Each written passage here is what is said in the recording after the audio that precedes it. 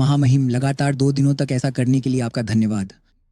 कल रात हमारी मुलाकात हुई और मुझे लगता है कि जिस बातचीत से मैं हैरान हुआ वो ये थी, आप जिन बातों को इतने स्पष्ट रूप से व्यक्त कर रहे थे वह मैं किसी सामान्य राजनेता से उम्मीद नहीं करता।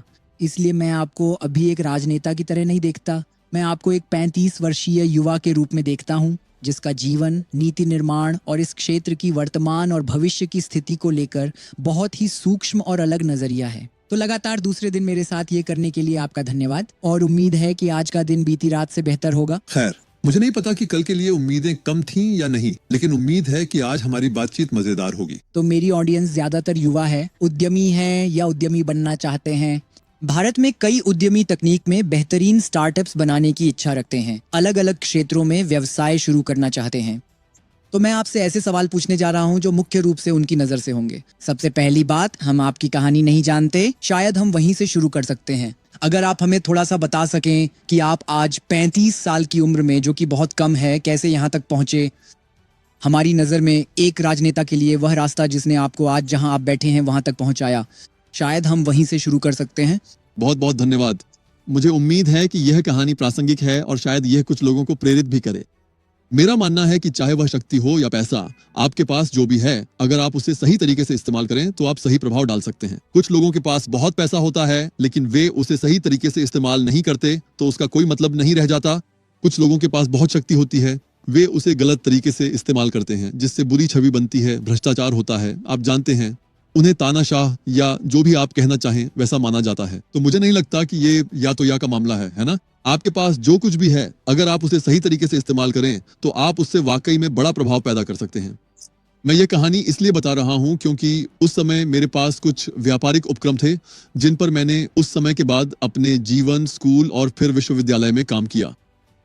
लेकिन उस समय मैंने खुद से कहा, मैं मंत्री नहीं बनना चाहता, मैं जो बनना चाहता हूं वह है दुनिया का सबसे अमीर आदमी।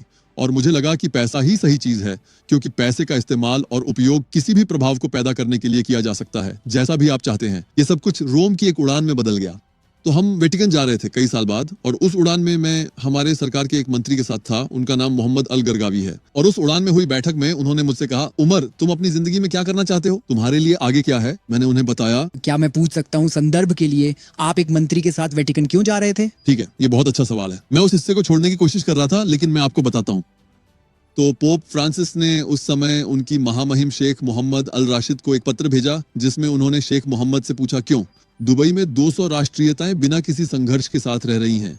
और उन्होंने कहा, दुबई से दुनिया कौन से सबक सीख सकती है? ये वास्तव में उनके पोप बनने के शुरुआती समय की बात है। और उनकी महामहिम शेख मोहम्मद ने मंत्री गरगावी से कहा कि वे पोप फ्रांसिस से मिले और उन्हें बस ये समझाएं कि दुबई की सफलता का असली राज क्या है। और असली राज तो यह है कि कोई राज है ही नहीं। यहाँ हर किसी के साथ समान और न्यायपूर्ण व्यवहार किया जाता है। हर कोई समान प्रतिनिधित्व महसूस करता है। हर किसी को लगता है कि कल आज से बेहतर होगा। ये कारक हैं जो लोगों को समान अवसर देते हैं, जबकि अन्य जगहों पर वे प्रतिद्वंद्वी हो सकते हैं। यहाँ उन्हें बराबरी का दर्जा दिया जाता है। तो हम हवाई जहाज में थे। असल में मैं उनका +1 था, जैसे मैं उनके साथियों में से था। तो उन्होंने मुझसे उड़ान के दौरान यह सवाल पूछा। मैंने उन्हें बताया कि मैं दुनिया का सबसे अमीर आदमी बनना चाहता हूँ। और उन्होंने मुझसे पूछा, ओमर, तुम दुनिया के सबसे अमीर आदमी क्यों बनना चाहते हो? और मैंने उन्हें बताया, मुझे विश्वास है कि अगर मेरे पास पैसा होगा तो मैं सकारात्मक बदलाव ला सकूंगा। तो अगर मैं किसी को देखूं जिसे पैसे की जरूरत है तो मैं उसे पैसे दे दूंगा और उम्मीद है कि इससे उसकी जिंदगी बदल जाएगी। अगर मैं शिक्षा में सुधार करना चाहता हूं तो मैं अपना खुद का स्कूल शुरू करूंगा। अगर मैं स्वास्थ्य सेवा में मदद करना चाहता हूं तो मैं अपना खुद का अस्पताल शुरू करूंगा, और इसी तरह आगे भी। और उन्होंने मुझसे एक सवाल पूछा। उन्होंने कहा, सबसे ज्यादा महत्वपूर्ण क्या है, पैसा, ज्ञान या नेटवर्क? मैंने उनकी ओर देखा और कहा, पैसा। उन्होंने कहा, गलत। अगर आपके पास दुनिया भर का सारा पैसा है लेकिन आपके पास न तो ज्ञान है और न ही नेटवर्क, तो आप वह पैसा खर्च कर देंगे, आप दिवालिया हो जाएंगे क्योंकि आपके पास ज्ञान नहीं है और बस। तो मैंने उनसे कहा, ज्ञान सबसे महत्वपूर्ण है। उन्होंने कहा, नहीं। अगर आपके पास दुनिया भर का सारा ज्ञान है लेकिन आपके पास ना पैसा है और ना नेटवर्क, तो वह सब आपके दिमाग में ही रह जाएगा। दुनिया के अलग अलग हिस्सों में इतने सारे लोग हैं जो बहुत बुद्धिमान हैं, लेकिन वे अपने ज्ञान के साथ ज्यादा कुछ कर नहीं पाते। तो मैंने उनसे पूछा, मैंने कहा, इसका जवाब क्या है? उन्होंने कहा, जवाब है नेटवर्क। अगर आपके पास सही नेटवर्क है तो आप पैसे तक भी पहुंच सकते हैं और ज्ञान तक भी, और इसके साथ आप बदलाव ला सकते हैं। और उन्होंने कहा, यही वह चीज है जो सरकार देती है, जो आपको कहीं और नहीं मिल सकती। सरकार में आप सही नेटवर्क बना सकते हैं ताकि आप बदलाव ला सकें, चाहे वह आपके अपने पैसे से हो या सही लोगों को सही काम के लिए एकजुट करके, और यह जीवन बदल देने वाला था। अगर मैं बीच में बोलूं तो क्यों प्रभाव, इम्पैक्ट, एक युवा व्यक्ति के रूप में जिसका पालन पोषण एक फौजी पिता और एक प्रिंसिपल माँ के साथ हुआ, और मैंने वहाँ की बहुत महंगी स्कूलों में पढ़ाई की, मेरा अंदाजा है कि इन स्कूलों ने सोचा किसी हद तक पूंजीवाद, वे पश्चिमी शिक्षा है। आप वहाँ से यहाँ तक कैसे पहुंचे जहाँ आप बड़े होकर प्रभाव डालना चाहते थे? मुझे लगता है कि मेरे माता पिता और हम सभी के लिए यह बात महत्वपूर्ण है कि हमें अपनी जड़ों को जानना चाहिए। हमें ये जानना चाहिए कि हम कहाँ से आए हैं।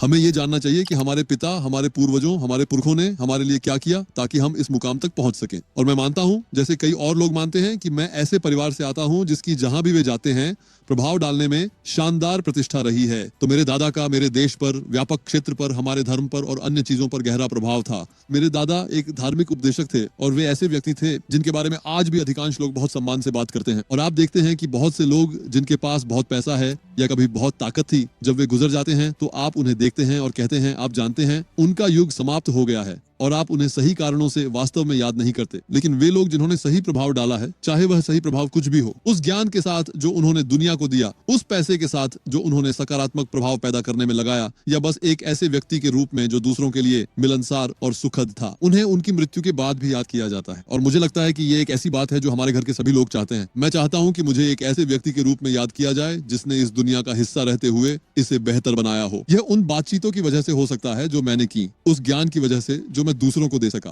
या उस काम की वजह से जो मैंने किया। और आप जानते हैं, मैं आज इसे महसूस कर रहा हूँ। ये इमारत जिसमें हम अब भी हैं, फ्यूचर म्यूजियम, एक ऐसा सपना था जिस पर मैंने कई सालों तक काम किया। आप जानते हैं, इस प्रोजेक्ट की जटिलता के कारण कई रातें बिना सोए गुजरी, लेकिन यह तथ्य कि मुझे इतनी प्रतिष्ठित और महत्वपूर्ण चीज में एक छोटा सा हिस्सा निभाने का मौका मिला, यह मेरे और मेरे परिवार के साथ हमेशा के लिए रहेगा। और मुझे लगता है कि हमें सभी को इसी के लिए प्रयास करना चाहिए। प्रभाव, न कि केवल आप जानते हैं अल्पकालिक लाभ। जब आप दर्शन शास्त्र पढ़ते हैं, अगर मैं कहूँ पढ़ें, मुझे नहीं लगता कि मार्कस ऑरेलियस ने कोई किताब लिखी थी, लेकिन वो उन्होंने मेडिटेशंस लिखी थी। हाँ, मुझे लगता है कि ये उनकी यात्रा थी जिसे लगभग एक किताब में बदल दिया गया था। लेकिन उनके जैसे किसी ने कहा, इससे क्या फर्क पड़ता है कि उनके समय के बाद क्या होता है? चाहे आप दुनिया पर राज करें, चाहे आप दुनिया के सबसे अच्छे शासक हों और आपकी मूर्तियां हर गली में लगी हों, जैसा कि शायद सिकंदर ने किया था। सिकंदर के चले जाने के 50 साल बाद शायद ही कोई सिकंदर को याद रखेगा। 50 साल में कुछ लोग याद रख सकते हैं, लेकिन 500 साल में कोई नहीं रखेगा। तो अगर मैं आपसे पूछूं महामहिम, अगर मैं आपको उम्र कह सकता हूं, तो आपके समय के बाद आपके नाम के साथ क्या होता है, इससे क्या फर्क पड़ता है? तो यह विडंबना है कि आपने मार्कस ऑरेलियस का जिक्र किया। भले ही उन्होंने कहा था कि उन्हें उनके समय के बाद भी याद किया जाता है, तो हम आज भी उनके बारे में बात करते हैं, हजारों साल बाद भी, जब वे इस दुनिया से चले गए। और मुझे लगता है कि हमें इसी के लिए प्रयास करना चाहिए। आपको गलत कारणों से या सिर्फ याद किए जाने के लिए याद किए जाने की कोशिश नहीं करनी चाहिए। आपको उस मूल्य के लिए याद किया जाना चाहिए जो आप बनाते हैं। और मैं ज्यादा दार्शनिक नहीं होना चाहता, लेकिन हिटलर, एडोल्फ हिटलर जैसे किसी व्यक्ति को याद किया जाता है ना?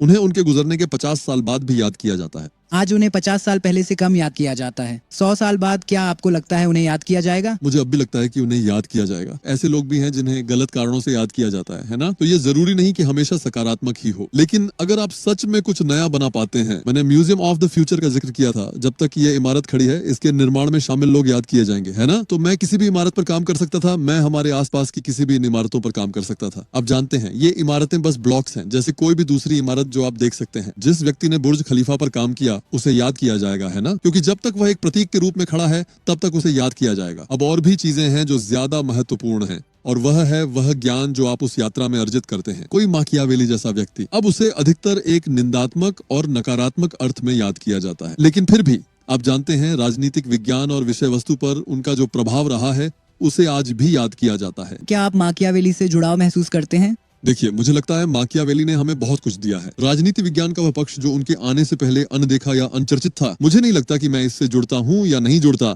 मुझे लगता है कि सभी ज्ञान को जानना महत्वपूर्ण है, और फिर उसे जानकर अपनी खुद की राह बनाने की कोशिश करनी चाहिए, है ना? तो मैंने अद प्रिंस पढ़ी है, मैंने मार्कस ऑरेलियस की मेडिटेशंस पढ़ी है, मैंने असल में मैकियावेली की एक अजीब विशेषता थी कि वह कई अलग अलग शासकों के समय में भी टिके रहे, एक तरह से वह जीवित रहे। तो अगर आप मैकियावेली होते तो मेडिची कौन होते? देखिए, आज की दुनिया मैकियावेली के समय से बहुत अलग है। मैकियावेली के समय में दुनिया बदलावों से गुजर रही थी। तो यूरोप ने अभी अभी अंधकार युग को छोड़ा था, वे पुनर्जागरण काल से गुजर रहे थे। उस समय दुनिया का केंद्र फ्लोरेंस था। मेडिची उस समय दुनिया के सबसे बड़े वित्तदाता थे। तो मुझे लगता है कि वह एक बहुत ही अनोखी स्थिति थी जिसमें वह खुद को पाए, और वह एक ऐसा व्यक्ति था जो जीवित रहना चाहता चाहता था, मेरे ख्याल से उसके लिए एकमात्र चीज जो वह कर सकता था वह था सलाहकार बनना। इसीलिए उसके लिए जीवित रहना बहुत महत्वपूर्ण था। हम आज एक ऐसी दुनिया में रहते हैं जो बहुत अलग है, क्योंकि आज किसी भी व्यक्ति के लिए जिसमें कुछ खास प्रतिभा है, अवसरों की कोई कमी नहीं है। आज आप एक ऐसे व्यक्ति हैं जो पॉडकास्ट कर रहे हैं। अगर यह प्रयास आगे नहीं बढ़ता या अगर आप कल कुछ और करने का फैसला करते हैं तो मुझे यकीन है कि आपके पास करने के लिए 10 या 100 और चीजें होंगी और आप फिर भी सफल रहेंगे, है ना? क्योंकि इंटरनेट ने हमारे लिए कुछ नए अवसर खोल दिए हैं। यह तथ्य कि हम दुनिया के किसी भी हिस्से में जाकर अवसर ढूंढ सकते हैं। एआई ने भी हमारे लिए कुछ नए अवसर खोले हैं। यह तथ्य कि आज भारत दुनिया का एक उभरता हुआ केंद्र है, इन सभी चीजों ने नए अवसर खोल दिए हैं। तो मुझे नहीं लगता कि आज यूएई जैसे स्थान पर या भारत जैसे स्थान पर आपके पास केवल एक मिका वैली होगा। लोग मिका वैली को देखते हैं और उसे एक चालाक व्यक्ति के रूप में देखते हैं। सही है, मुझे यकीन है कि दुनिया में बहुत से चालाक लोग हैं और मेडिची यानी वे लोग जिनका शोषण किया जा रहा है, वे इस बात पर निर्भर करते हैं कि शोषक कौन है, चाहे वह राजनीति में हो, मीडिया में, उद्यमिता में या व्यापार में और इसी तरह आगे भी। लेकिन मुझे लगता है कि जो लोग अपने जीवन में जो चाहते हैं उसे पाने के लिए छल कपट का सहारा लेते हैं, वे ज्यादा समय तक टिक नहीं पाते। यह इस पारिस्थितिकी तंत्र में टिके रहने का टिकाऊ तरीका नहीं है, क्योंकि वे ही लोग टिक पाते हैं जो अपने विशेष कार्य से आगे बढ़कर वास्तविक मूल्य का निर्माण करते हैं। और शायद यह एक ऐसी बात है जिस पर हम बाद में चर्चा कर सकते हैं। अगर आप नौकरियों को देखें तो नौकरियां उन लोगों के लिए खत्म हो जाएंगी जो सिर्फ एक खास चीज में ही अच्छे हैं। अगर आप सिर्फ लोगों को प्रभावित करने में ही अच्छे हैं तो एक समय ऐसा आएगा जब कुछ बदल जाएगा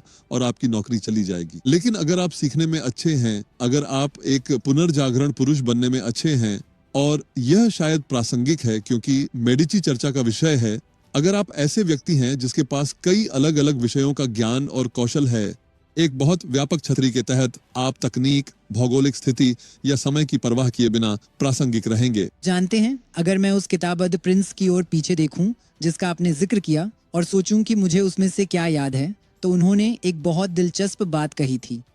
उन्होंने कहा, एक राजकुमार को हमेशा उदार, परोपकारी, पारिवारिक व्यक्ति, धार्मिक, क्षमाशील जैसा दिखना चाहिए। लेकिन फिर उन्होंने अपने कथन को इस तरह समाप्त किया, एक राजकुमार को हमेशा इन गुणों का दिखावा करना चाहिए, लेकिन वास्तव में कभी भी ऐसा नहीं होना चाहिए। वे उल्लेख करते हैं, शायद मैं उस हिस्से को याद करने की कोशिश करूं।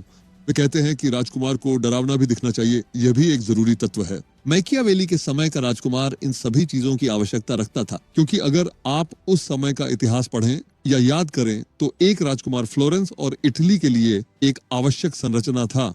लेकिन राजकुमार मौसम के अनुसार बदलते रहते थे। वहां युद्ध होते थे, लोगों को हटाया जाता था, लोगों को सत्ता में बैठाया जाता था, इसलिए केवल वही मजबूत राजकुमार टिक पाते थे। और मुझे लगता है कि मैकियावेली ने इसे समझ लिया था। अब अधिकांश लोग जो उसकी रचनाएं पढ़ते हैं सोचते हैं कि यह सभी समयों और स्थानों के लिए सार्वभौमिक है। मेरा मानना है कि किसी भी सामग्री के लिए जो लोग बनाते हैं, आपको यह समझना होता है कि उस ज्ञान को अपने समय में कैसे लागू करना है, उसमें से क्या लेना है और क्या छोड़ना है। सही है, तो मुझे लगता है कि वह उस भौगोलिक क्षेत्र में सही समय पर सही राजकुमार के लिए वह सलाह दे रहे थे। राजनीति विज्ञान और राजनीतिक परिदृश्य से जुड़ी कई अन्य बातें जो उन्होंने कही थी वे बहुत दिलचस्प थी, लेकिन मुझे नहीं लगता कि यह ऐसी कोई चीज है जिसे आप सभी समयों के लिए सार्वभौमिक सत्य मान सकते हैं।